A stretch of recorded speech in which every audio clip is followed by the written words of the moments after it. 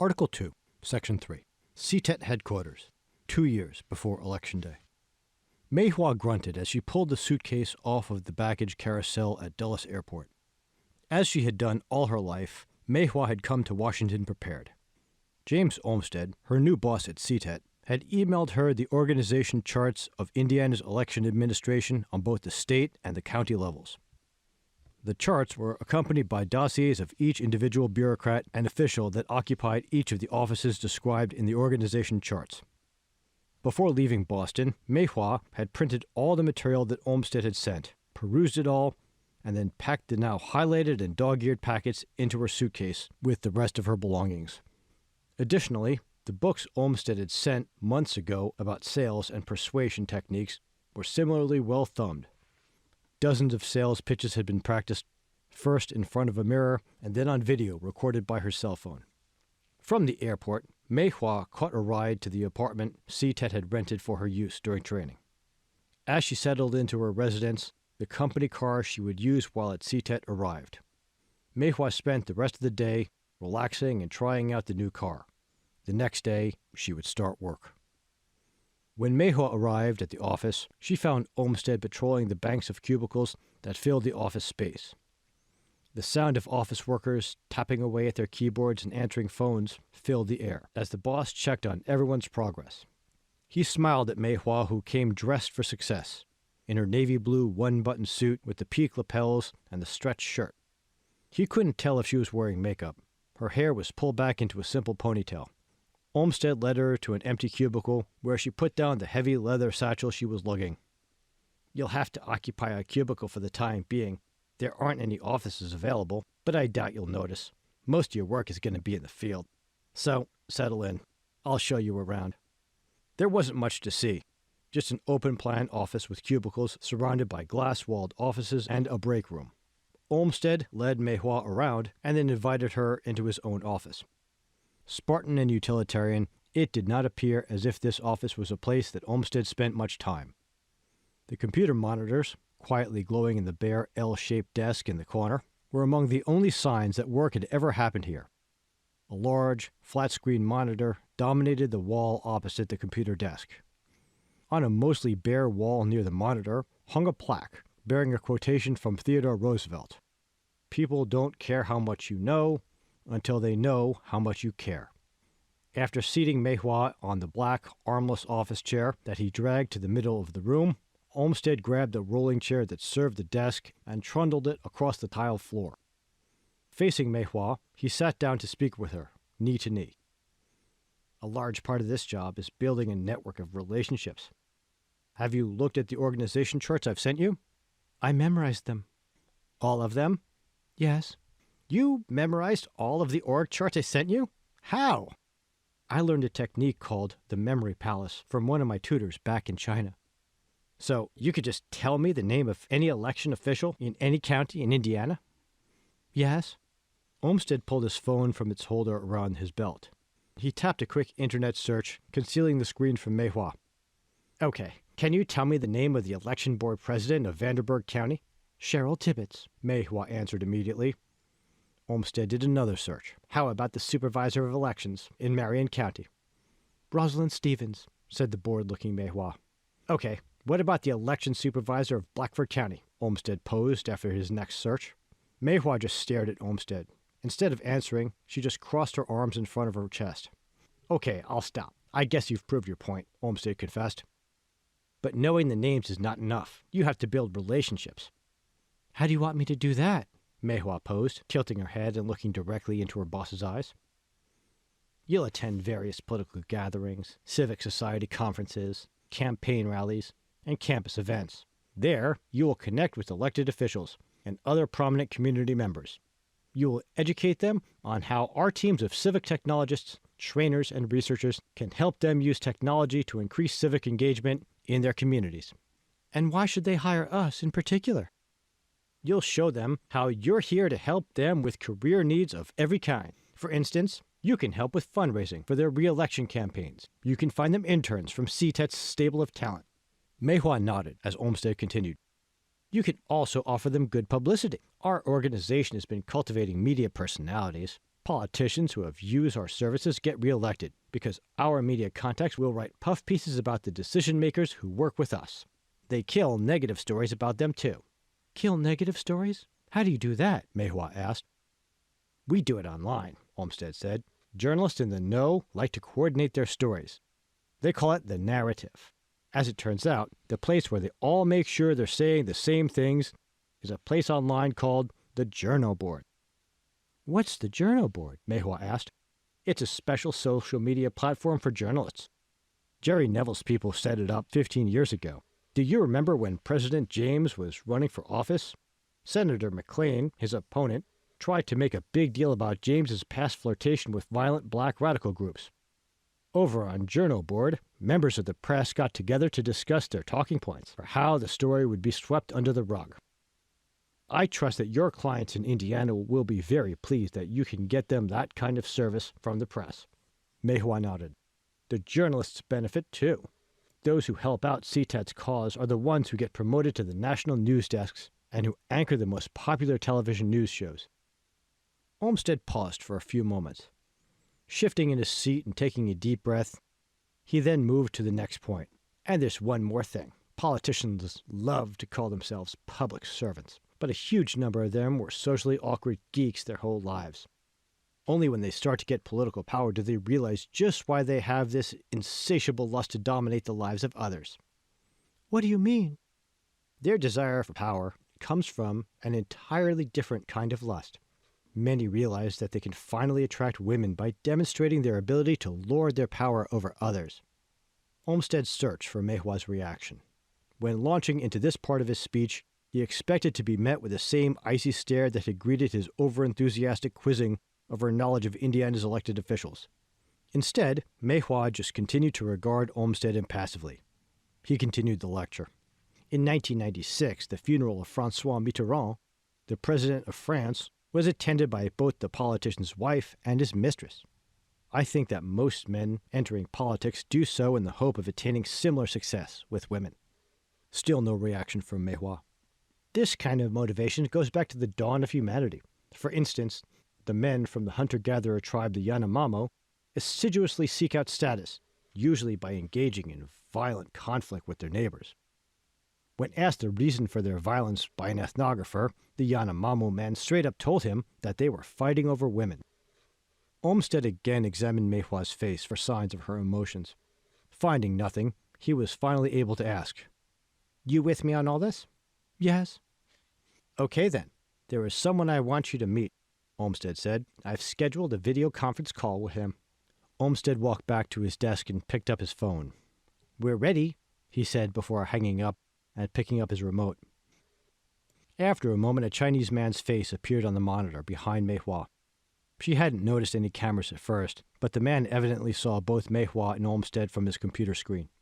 "Ambassador Hong, I would like you to meet Mei Hua Chang. She's going to be working with us here at the CTET. I understand you have something to share with her?" "Hello, Miss Chang. I am so glad to finally meet you. Your professor, Bao Chen, had many good things to say about you. Mr. Olmsted has also spoken very kindly of you. While you are working with the center, your homeland has some important assignments for you as well." "What do you need?" "It's very important, but not very urgent." "What's?" "China wants to get to know the American leaders of the future. The people who will be governors and senators and cabinet members a decade from now already exist. Today they are mayors and state senators and city council members. Your job is to get to know these people, these up-and-coming local politicians. Concentrate on those who have the potential to make it big on the national stage. All you have to do is get to know them. Find out what they're like. Learn their habits, preferences, schedules, social networks, and even the rumors about them. This way, when they're leading the whole country, China will have a receptive ear among America's most important decision-makers at all levels of government." "A decade from now," Mei Hua murmured. "China is in no rush. Our civilization is eternal. We can wait. We did not get to be what we are today without thinking deeply about the future. Do you think you can handle this assignment?" "Yes." "Then I have nothing further to say." With that, Ambassador Hong ended the communication. Olmsted turned back to Mei Hua. You're going to be attending political rallies and events. Yes. You have to be ready to be photographed with politicians. I don't have a problem with that. We're going to hire a stylist for you. Give you a little help with your wardrobe, your hair, your makeup. You really want these guys showing off their photos and bragging to their friends. Besides, you've got that foreign, exotic thing going for you. I used to have this crazy professor at Harvard who would lecture us that exotification dehumanizes women of color. Do you want to impress your professor, or do you want to win? Mei Hua winked at Olmsted and smiled. Okay. Before we send you out, I'll get Harmon to take you to see Antonio, our stylist. But before we bother with that, you've got training. That starts tomorrow.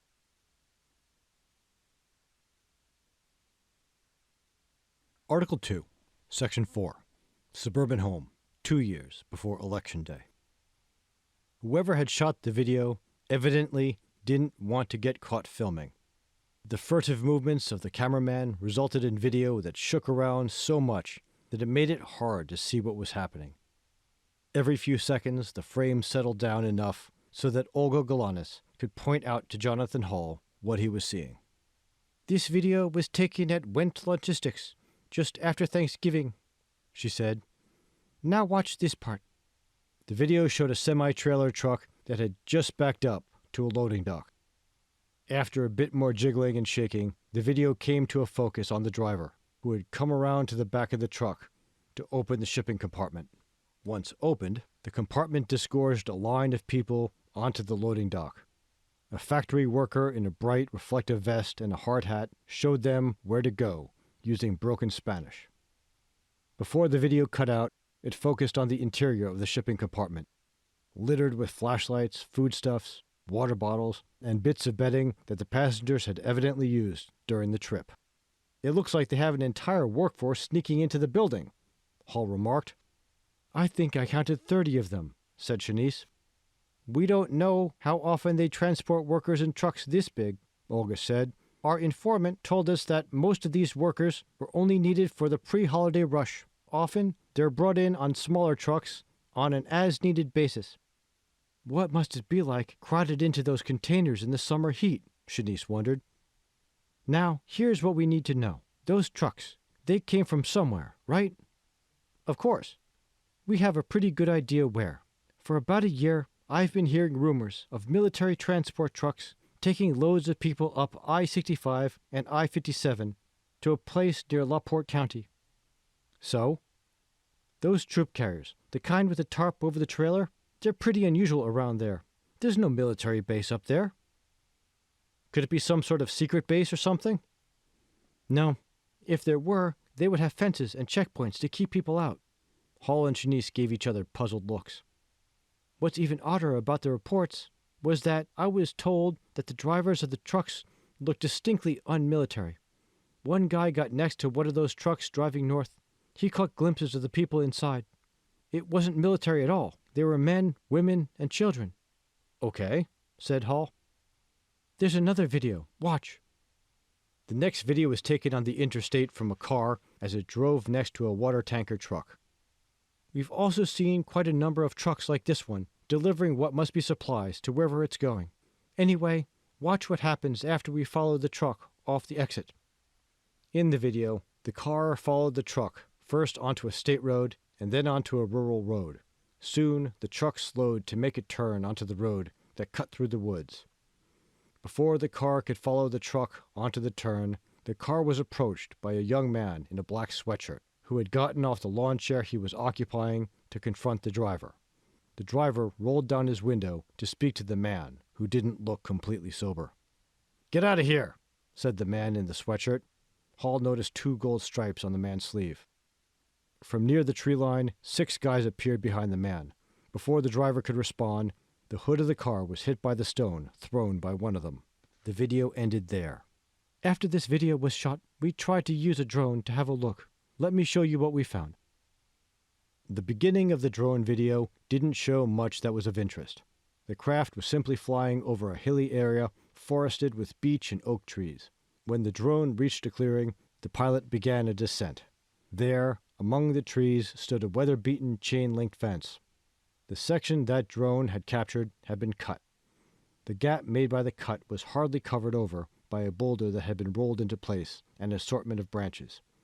Soon, voices were heard on the video. The pilot scanned around to find a line of teenagers, led by a young man in a black sweatshirt with one golden stripe on the sleeve. The teenagers followed the man, but not quickly enough. He stopped frequently to wait for them. Many of them joked, laughed, and poked at each other. None of them paid any attention to the drone buzzing above. As a line of troops passed the gap, one of the boys grabbed a girl by the hand, and the two hid behind a tree. When the rest of the line was out of sight, the boy and the girl made their way through the gap and jogged into the forest together. "What's going on?" Hall asked Olga. "Keep watching," she answered. The drone rose again above the trees. It began its journey into the fenced-in area. It did not get far. The last thing it recorded was its sudden fall into the trees. "We think they have some sort of signal jammer," Olga said. "Whatever it is keeps knocking our drones out of the air when we fly them near that area." "What happened to the downed drone?" Shanice asked. "We retrieved it a couple of days later. None of the people patrolling the area even bothered to look for it," Olga said. Hall smiled. "Here's the strangest part," Olga observed. "Anything that can house as many people as we see coming into and going out of this area has got to be big. There's got to be something built there for them. Buildings, water, electricity, sewage. Nothing like that appears on the satellite maps." "What do you mean?" "You know Antares maps, right?" "Yes." "Look," Olga said. She opened another window on the laptop and navigated to the Antares search engine. She entered a pair of coordinates. On the screen appeared a road map. Olga clicked the option that transformed the road map into a satellite photo of the area. The photo showed an ordinary stretch of undeveloped land in northern Indiana. "What am I looking at?" "This is the place that these trucks are coming from and going to." Hall nodded. "There's nothing there." "We know something's there. If Antares showed a genuine satellite photo of the area, we would know what it is." "All it shows is woods and farmland," Olga said. Hall nodded more vigorously this time. "We want you to find out what's really there," Olga said. "Whatever it is, somebody in Silicon Valley doesn't want you to know it's there," Shanice noted. "Exactly. So, Mr. Hall," Olga said, "do you really want to be a journalist?" "Yes."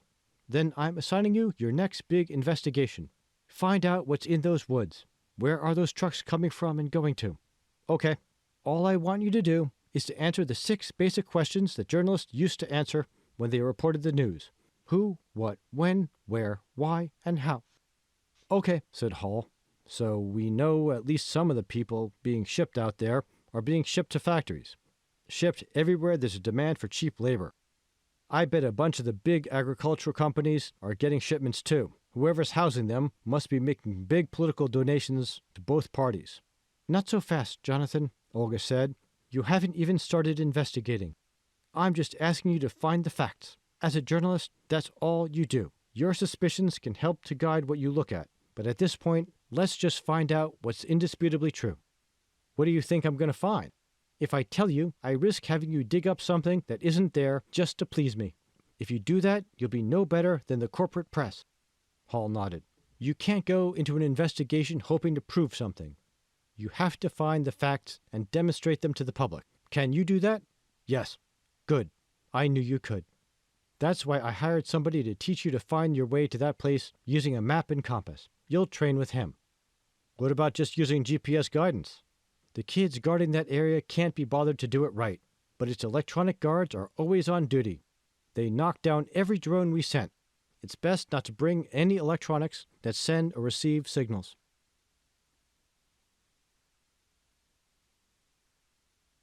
Article 2, Section 5, CTET Headquarters, 2 years before Election Day. Keyboards rattled as the cubicle dwellers conducted another day of business at CTET. James Olmsted was not looking at the door when Mei Hua entered. It didn't take him long to notice her arrival. Gradually at first, the noise in the room began to quiet. One worker after another stopped typing as he noticed her approach. It was not long before the entire room fell silent, save for the click of her stilettos. This was not the first time Mei Hua had entered the office, but it was the first time she did so followed by quite so many stunned eyes. Her hair had changed little in style, only a snip here and a trim there. The concoctions applied by the stylist had done their magic. Her jet-black hair shined like polished obsidian, the locks bouncing with each movement of her body. Nor would the viewer have put his finger on exactly why her makeup drew the eye quite so insistently. Her skin, lightened and tightened by the esthetician's mysterious powders and creams, contrasted with the blackness of her mascara and the redness of her lips.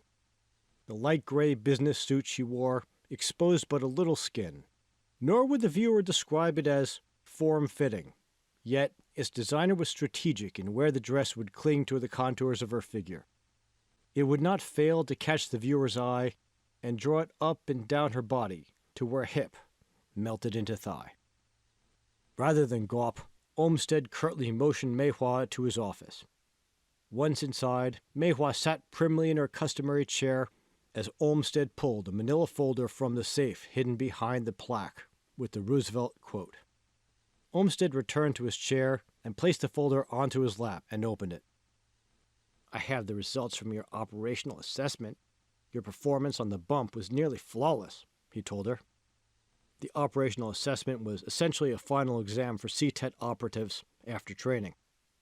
Mei Hua had successfully attempted a bump, meaning that she found a target of interest in a public place and manufactured a reason to get him talking. The target was a CTET employee trained to evaluate her performance. When she executed her role to standards, he agreed to set up a second meeting, which, in an actual mission, would provide an opportunity to continue the conversation somewhere else at some later date. This would afford her the chance to build a relationship and with it gain access to whatever contacts and information her target might hold. You followed your procedures you were taught in your training. You also changed tactics quickly as needed. We also see how you could look really, really good, Olmsted continued. He smiled and shook his head. Man, I've got to hand it to Antonio. He really outdid himself this time. You started out pretty, but now you're a stunner. Mei Hua continued sitting demurely in her chair, her legs crossed, her hands clutching her knee. We didn't formally teach you how to seduce a straight man, did we? Really, it's not that complicated, Olmsted continued, beginning to ramble. Make him think he has a chance with you. Admire his office. Admire the view from the office. Imply that a man in such an office must have great power and responsibility. The trick is to act really impressed. Mei Hua continued to study Olmsted impassively. Somewhat flustered by her lack of reaction, Olmsted put a challenge to Mei Hua. Now, seduce me. Mei Hua flinched. Relax, I'm not coming on to you, but if you can seduce a gay guy, you'll go far in this business. In an instant, everything about Mei Hua changed. Her stuffy demeanor vanished. She threw her shoulders back. Tilting her head forward, she looked up at Olmsted. Her coal-black lashes fluttered. You think so? You really think I'll go far? She asked in a soft and breathy voice, reaching treble notes that Olmsted never knew she could. Holy crap, said Olmsted, collecting himself. Mei Hua tilted her head and laughed. Olmsted slowly rolled his desk chair back as that sweet and gentle laugh rippled through the room. Don't tell my boyfriend you could do that. He'll hire a chaperone to watch us when we're together. Where the hell did you learn that? As abruptly as it began, the beguiling flirtation disappeared. Mei Hua looked seriously at Olmsted and spoke to him plainly. Now that I know that you aren't going to come on to me, I'll tell you something, she said. Just to get into the right mindset, I wore lingerie under this suit. Really? Asked Olmsted, intrigued.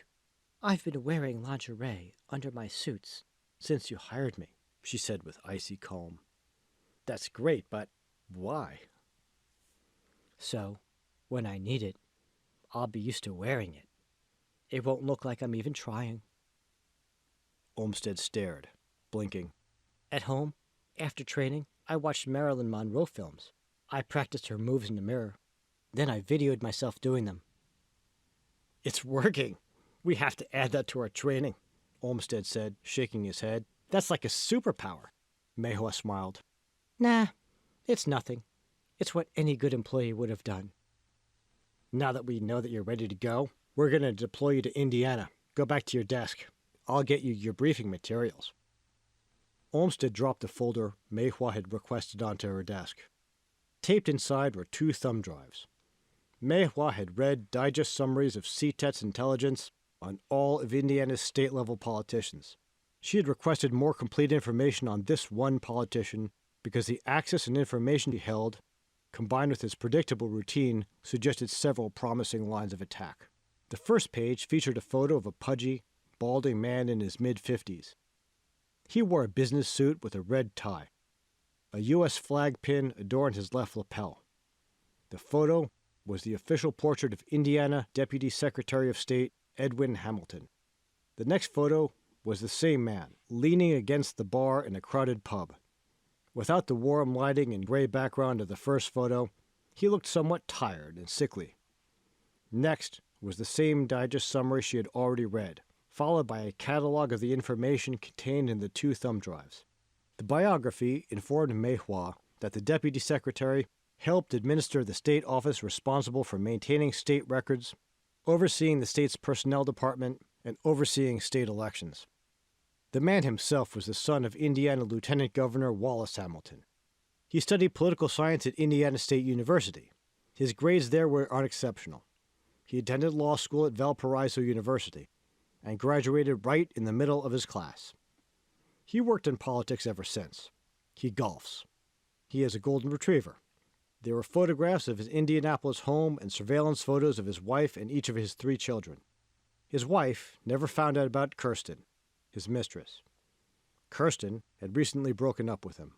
A photo of Kirsten followed. She was a dour, plain-looking lawyer, nearly 2 decades older than Mei Hua. On Sunday mornings, he likes to eat cinnamon buns at the food court of his local mall. The first of the 2 thumb drives had all of Hamilton's social media activities across all of the major platforms.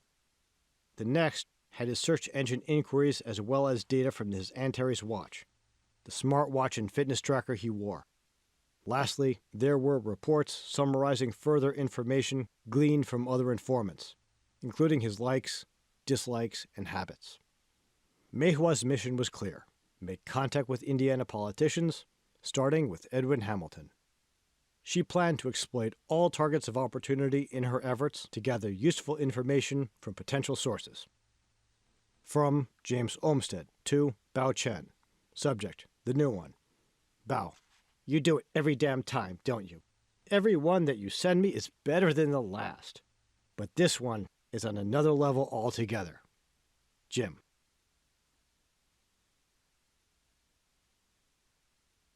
Article 2, Section 6. Apartment.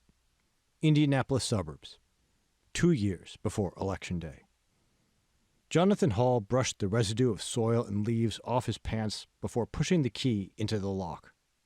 The sweat-smeared Hall had spent the day learning land navigation techniques from a man whom Olga had introduced to him only as Sergeant Brophy. It had taken several hours and more than a dozen miles of hiking, but he eventually learned the rudiments of navigating with map and compass. As soon as Hall stepped through the door of the apartment, Shanice and Kevin each grabbed him by the upper arm. "Close your eyes," said Shanice, smiling. Hall did so. They escorted him into his bedroom. "Okay, open them," Kevin said. Upon the desk, once home only to a laptop, now stood 2 large monitors, a keyboard, and a bank of specialized video editing equipment. Under the desk was the power center of the desktop computer. "I bought this stuff with the money Olga provided. It's your editing bay," said Kevin. "Wow," Hall enthused. "This is great." "There's more. Have a look at this camera," Kevin noted. Hall was only able to glance at it for a moment before Kevin began describing its functions and features. "This is so much better than the camera you used on your first undercover video. You can take video from multiple angles, and they all connect to this external hard drive," Kevin said as he pointed. "You wear the hard drive around your waist with this belt. All of these wires are specially insulated, so it's harder for electronic surveillance to detect them." Hall nodded. "Let's go over the plan we worked out," Kevin said. Hall sighed. "I spent all day running around in the woods with a map and a compass. I'm exhausted." "Come on, baby. I know we've been working hard," Shanice said, "but just a little more so we know we've got this." "Isn't that what you always told me, Jonathan?" Kevin commented, elbowing Hall. You've always got a bit more to give. Yeah, you're right, Hall sighed. Just remember, you and Kevin have your comic book convention coming up next weekend. That's something to look forward to. Get past this, and it's smooth sailing until then. Yeah, said Kevin. The Comic Expo, next Sunday. You coming with us to the Comic Expo, Shanice? Hall asked. Do I have to? Hall just looked at her. Okay, I'll go. Let's just go over the plan again. Okay. Here is the map of the area you're going to investigate, Kevin said, spreading out a topographical map of an expanse of hilly land in northern Indiana onto the dining room table. See this road here? Yeah, Hall replied. That's where I'll drop you off in the pickup truck. We have to leave early, so we could be at this spot at sunrise, Kevin said, pointing at a different spot on the map. We have to start early so you can get to that place by about 7:30 a.m. That's about 20 minutes before we guess the trucks will start rolling out of there, Kevin said. You'll ride most of the way on that mountain bike, said Shanice. You should be able to get to about here on the bike. Stash the bike somewhere you'll remember, then do the investigation on foot. Remember to turn on the equipment. It has enough batteries and storage for all these cameras for about 10 hours. When you leave, Kevin began. Exfiltrate, said Hall. What? Sergeant Brophy was some sort of military special forces guy. The word he used to describe getting the hell out of there was exfiltrate. Okay. He also told me never to go out the same way you went in. Why don't I go back to the bike and meet you around here? Hall said, pointing to a spot on the map. Fine, said Kevin. What are we going to do with the video once we record it? Hall asked. We'll copy it from the external hard drive, then put that hard drive into Olga's safe.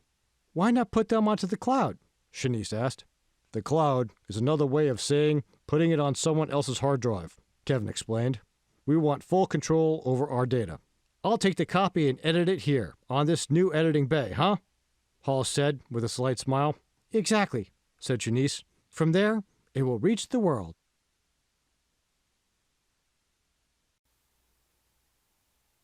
This is Ari Mendelson. I hope you're enjoying Consent. I'd love it if you could show your appreciation for my years of hard work by hitting that like button and subscribing to my channel. But why keep this adventure to ourselves? I wrote Kingmaker because I believe its message of keeping control of our own minds is one that America needs to hear. Young men especially will profit from learning the message that lies at the heart of these novels, that the straightest path to happiness is by improving yourself, one step at a time, rather than attempting to change others. So, share this audiobook far and wide across your favorite social platforms. See the description below for other ways for you to support my work. Thank you so much for your time and attention.